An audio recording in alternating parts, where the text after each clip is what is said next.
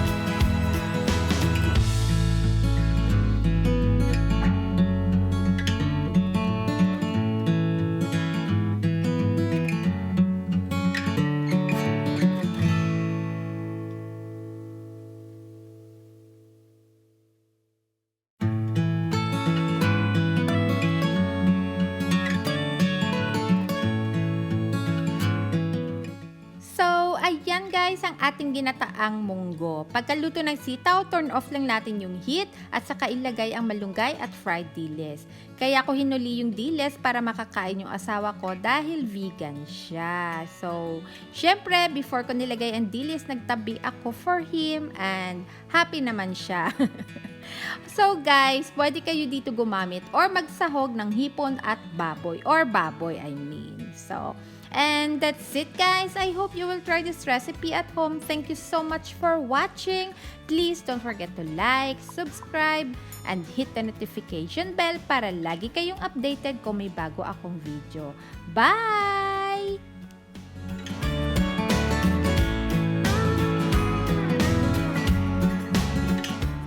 By the way guys, nakalimutan kong sabihin, huwag kayong mag-alala na kung sa tingin nyo ay too much yung water na nilagay ko. Kapag na-serve nyo na at medyo nag-cool down, lalapot na yung ginataang munggo natin.